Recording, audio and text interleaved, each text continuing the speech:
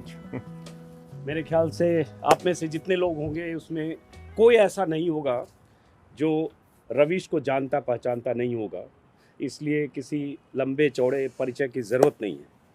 और ये सुबह कुछ खास है रवीश।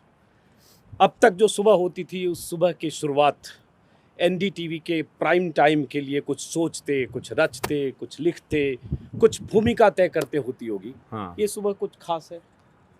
हाँ, बिल्कुल अलग है। हाँ, मैं इन दिनों अपने दर्शकों को बहुत मिस कर रहा हूँ। सुबह उठता हूँ तो लगता है कि वो कहाँ चले गए हैं नहीं, पता नहीं वो मेरे बिना क्या कर रहे होंगे और उनके बिना मैं क्या कर रहा हूँ। क्योंकि अक्सर मैं सुबह जब उठता था तो मेरी एक ही दिनचर्या थी कि कभी पूरी नींद तो आई नहीं, तो उठा और लैपटॉप उठाया और लिखना शुरू कर देता था। उस पूरे प्रोसेस में लगता था कि कोई एक दर्शक इस लाइन पे बैठा हुआ है, कोई एक दर्शक इस लाइन पे बैठा हुआ है, और शाम तक जाते जाते लगता था कि सारे एक ही कमरे में आ गए हैं जो सुबह से मेरे साथ थे और उनसे बातचीत हो रही है। पर अब वो सिलसिला टूट गया, वो माध्यम तो है नहीं है। और जो रोज़ रात को करने का एक जो अभ्यास होता था वो भी अब ख़त्म हो चुका है। तो एकदम से समझिए कि आपने कूदा तो था जहाज़ से और पैराशूट से आप बंधे थे, लेकिन बीच सफ़र में किसी बड़े गोदी सेठ ने वो पैराशूट काट दिया। तो अब मैं आसमान में ही हूँ, ज़मीन पर अभी नहीं गिरा हूँ। गिर भी सकता हूँ, कुछ पता नहीं है, इतनी बड़ी बड़ी ताकतें हैं। और हवा में तैर रहा हूँ। तो एक तरह से ऐसा लगता है, कभी उदास हो जाते हैं, कभी आंसू भी छलक जाते हैं कि अभी मेरे पास कोई काम नहीं है, और कभी मैं गहरी नींद में सो भी जाता हूँ। तो बहुत अलग तरह का एहसास है। अनुभव है। ऐसी आदत नहीं थी मेरी कि बिना काम के दिन कैसे गुजारें, ये सीख रहा हूँ अभी इन दिनों। और इसीलिए मैंने रवीश को आज बुलाया और इनसे आग्रह किया, जहाँ मैं रहता हूँ कुछ ही दूर रवीश रहते हैं, तो आज आग्रह किया कि एक सुबह रवीश के साथ कुछ देर बातचीत की जाए, उस रवीश के साथ जिस रवीश ने 27 साल तक एनडीटीवी में काम किया और 2 दशक से ज़्यादा वक्त तक रवीश की रिपोर्ट से लेकर प्राइम टाइम तक देश के दर्शकों से मुखातिब रहे। दर्शकों का बेशुमार प्यार भी मिला और बहुत ज़्यादा गालियाँ भी मिली। हालांकि मैं कहूँगा जितनी गालियाँ मिली, मैं अगर देखूँ तो उससे ज़्यादा तालियाँ मिली। लेकिन ज़रूर है। तो अभी रवीश ने अपना एक यूट्यूब चैनल शुरू किया है, क्योंकि एनडीटीवी से वो रिश्ता जो 27 साल पुराना था, वो रिश्ता डेड एंड पर आया, प्राइम टाइम डेड एंड पर आया। तो ये जो डेड एंड पर प्राइम टाइम आया, यहाँ से एक आज़ादी की शुरुआत भी होती है। नौकरी का एक खांचा, एक बंधन भी होता है। उस आज़ादी को कैसे देखते हो रवीश? उस आज़ादी को अजीत जी, हम पहले से कोरोना के बाद से ऐसा लग रहा था कि मैं इस अभ्यास की तैयारी में हूँ, कर रहा हूँ, और एहसास हो गया था कि चीज़ें कुछ बदल रही हैं। और पहले मुझे लगता था कि हमारे जैसे लोग, हमारे आपके जैसे लोग इक्का दुक्का बोलते रहेंगे, इतना महान देश है, अभी भी है, वो बर्दाश्त कर लेगा। उसके लोकतंत्र में इतनी ताकतें हैं, उसके उद्योगपतियों में इतनी ताकतें हैं, उनकी ज़मीर में अभी भी इतनी एक कुर्सी मेरे लिए बची होगी। लेकिन मुझे ये बात समझ में आ गई थी कि कहीं से कुछ है जो नहीं चाहने वाली शक्तियाँ बहुत सक्रिय हो गई हैं। तो मैंने ख़ुद को सबसे पहले दफ्तर से दूर कर लिया। तो मैं जाता नहीं था ऑफिस, और बिल्कुल अपने सोसाइटी के दायरे में 3 साल में अगर दोस्तों से मिला हूँ तो मिला हूँ, कहीं आना जाना सब बंद करके मैं अकेला हो गया और पूरा फोकस प्रोग्राम पे लगाने लगा। और उसी दौरान मैं अपने आप को डिटैच भी करने लगा था। तो एक अभ्यास तो कर ही लिया था, लेकिन तब भी जब वो दिन आता है तो वो दिन आता है। और ये छुपाने वाली बात नहीं है, ये मैं कहूँ कि नहीं मुझे कोई फ़र्क नहीं पड़ा, नहीं मुझे झटका लगा था। जब पहली बार ख़बर आई तो मैं रिकॉर्डिंग ही कर रहा था, तब तक बहुत फ़ोन बज रहा था। अचानक फ़ोन देखा तो लिखा कि वो अदानी का कोई प्रेस कॉन्फ्रेंस आया है। तो मैं कुर्सी पे बैठ गया कि ये क्या चीज़ है। जानता था कि ये सारी चीज़ें, नाम नहीं मालूम था किसी का, लेकिन पता था कि ये चीज़ें बिसात बिछाई जा रही हैं। लेकिन तो बैठ गया मैं। तो हमारे कैमरा पर्सन ने उनको लगा कि कोविड के बाद से मैं बहुत कोलैप्स होने लगा था, काफ़ी बीमार पड़ता था रिकॉर्डिंग करने के बाद, सांसें फूल जाती थी। तो उनको लगा कि कोई नॉर्मल है, तो फिर उसने कहा कि कैमरा पर्सन ने कि आप नहीं है तो हम शूट कैंसिल कर देते हैं। मैं बोल देता हूँ कि नहीं शूट तो करेंगे। मैंने हुआ क्या है, मैंने आपकी तबीयत ठीक है? मैंने तबीयत ठीक है, चलो करते हैं रिकॉर्ड। तो रिकॉर्ड किया तो झटका लगता है, ऐसी बात नहीं है कि नहीं झटका लगता है। लेकिन रवीश, हाँ सॉरी, पहले आप कंप्लीट करो। कि और बात चुभती है कि आपके बटुए में जितना भी पैसा हो, और धरती खरीद लोगे क्या? और धरती खरीद लोगे तो क्या उस धरती पे नहीं रहोगे? तो आपने एक गोदी सेठ के नाम सख्त संदेश भी दिया अपने दूसरे वीडियो में एनडीटीवी से रवानगी के बाद।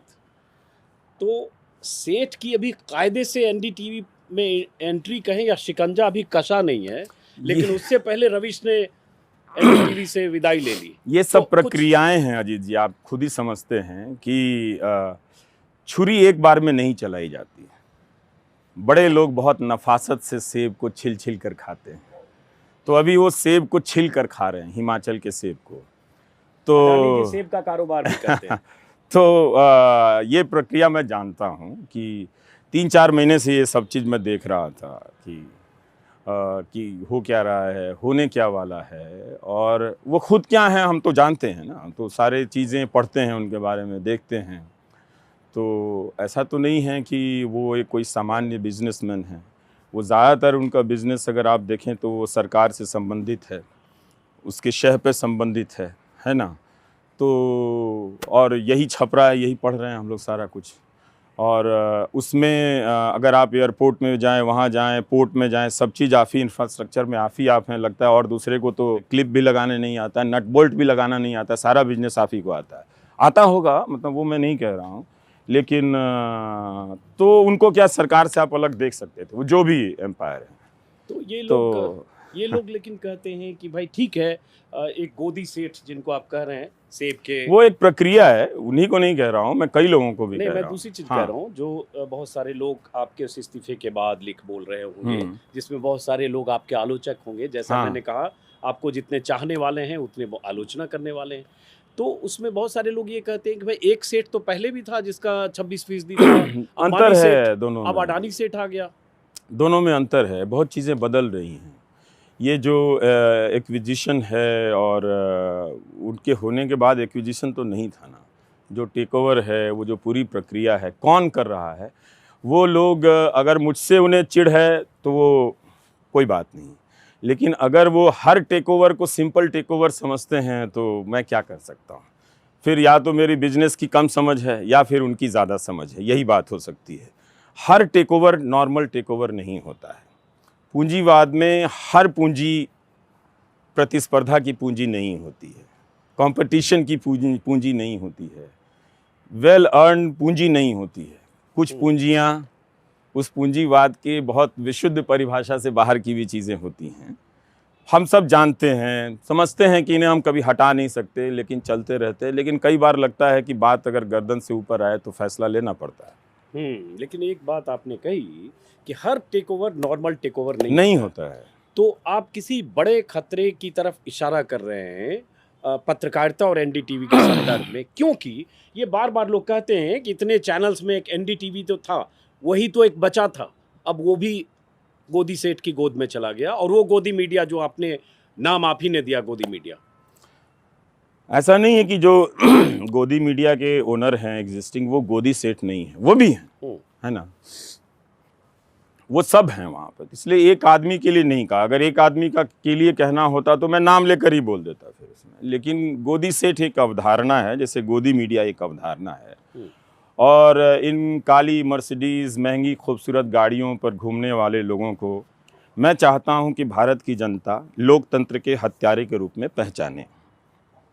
मैं दुनिया में रहूं ना रहूं ये इम्पॉर्टेंट नहीं है, लेकिन मैं अपनी ज़िंदगी में अपनी क्षमता, अपनी बुद्धि, अपनी हताशा, अपनी निराशा, अपनी उम्मीदें, अपनी महत्वाकांक्षा या बहुत हौसला या बहुत अति उत्साह में ये बात मैं दर्ज कराकर इस दुनिया से जानना चाहता हूँ कि बहुत सारे सफल लोग महंगी महंगी गाड़ियों में जो चमचमाते हुए आते हैं, भारत के लोकतंत्र की गर्दन पर सेब की तरह मीठी मीठी छुरी चला रहे हैं। जनता का अगर देखना चाहे तो देख ले, ना देखना चाहे तो ना देखे। मेरा काम है समय पर बोल देना, सो मैंने बोल दिया। क्योंकि एक अच्छा बुरा सब है, बहुत तरह की आलोचनाएं एनडीटीवी की भी होती हैं, है ना। वो लोग करेंगे, एनडीटीवी के लोग उसका जवाब देंगे। लेकिन एक बेंचमार्क था, थोड़ी बात चुभ रही थी ना कि भाई इनके जैसा नहीं है, उनके जैसा नहीं है। अब वो बेंचमार्क हट गया है। अब वो कह रहे हैं कि अल जज़ीरा बनाएंगे, तो आप अल जज़ीरा बनाएंगे तो आप अल जज़ीरा को इंटरव्यू दे दीजिए। फिर आप दे देंगे अल जज़ीरा के एंकर को इंटरव्यू, तो फिर वो पूछ लेगा ना कि वाशिंगटन पोस्ट में जो खबर छपी है उसके बारे में आपका क्या कहना है। भारत की समस्याओं को तो आपने वैसे ही हिंदू मुस्लिम या इस तरह के और दूसरे फालतू विवादों से, फिल्म के गानों में हीरोइन ने क्या कपड़े पहने हैं, किस तरह के मेकअप किए हैं, उसको लेकर आप डिबेट से आप भारत की समस्याओं को आप गायब कर रहे हैं। उसका स्वरूप कैसा होना चाहिए उसकी गंभीरता से भी बहस नहीं कर रहे हैं। तो इस तरह की चीज़ें आप पहले ही कर रहे थे। अब उस भारत को भी गायब करके आप विदेश दिखाने के नाम पर आप घुमाते रहिए। जैसे हम लोग न्यूयॉर्क में टहल रहे हैं, दुकान का फ़ोटो लगा दिया, इसका फ़ोटो लगा दिया। वो आप पॉलिश तरीके से करना चाहते हैं कि हम अंतर्राष्ट्रीय टाइप से कुछ करेंगे। राष्ट्रीय होने का तो पैमाना नहीं इस देश की मीडिया के पास, और ये इनके पास चूंकि पैसा है तो ज्ञान दे रहे हैं कि हम अंतर्राष्ट्रीय टाइप कुछ कर देंगे। तो ऐसा नहीं है कि वहाँ भी, मैं इस बात से भी अवेयर हूँ, जागरूक हूँ इस बात को लेकर भी कि वहाँ की भी मीडिया में कोई बहुत स्वर्ण युग नहीं चल रहा है। न्यूयॉर्क टाइम्स, वाशिंगटन पोस्ट, इन सब के भी अपने अपने अंतर्विरोध हैं। वहाँ पे बहुत सारे सवाल उठ रहे हैं कि किन बातों पर आप चुप हैं, किन बातों पर आप बोल रहे हैं। तो ऐसी बात नहीं है। तो कोई ऐसा कोई ख़ास पैमाना नहीं है कि अब भारत की खबरों को गायब कर दीजिए और कहिए कि हम आज लंदन के बारे में दिखाते हैं, लंदन के एक होटल के बारे में दिखाते हैं, विदेश नीति में क्या हो रहा है उसको दिखाते हैं। तो कीजिए, अच्छी बात है। बहुत कुछ है रवीश के पास कहने के लिए, और बीते 2 दशकों में बहुत कुछ रवीश ने अपने दर्शकों को कहा भी है।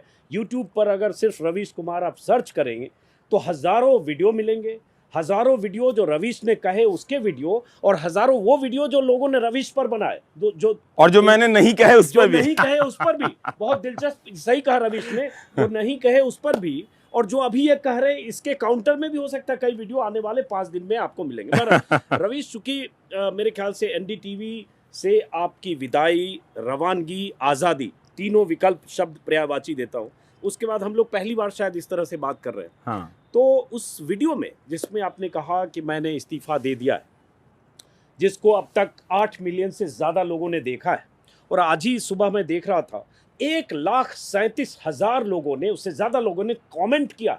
अपने आप में बड़ी बात है। मुझे याद नहीं कि इस देश में यूट्यूब पर कोई ऐसा पत्रकार हो, पहले न भूतो न भविष्यति, जो 20 दिन 15 दिन के अंदर जिसके 3 मिलियन से ज़्यादा सब्सक्राइबर हो और किसी एक वीडियो में 1.5 लाख, मतलब 1.5 लाख हो जाएगा, 137 लोगों ने कमेंट किया। उस कमेंट को मैंने पढ़ा है, उस पर हम आगे बात करेंगे कि उसमें क्या है, लोग क्या कह रहे हैं।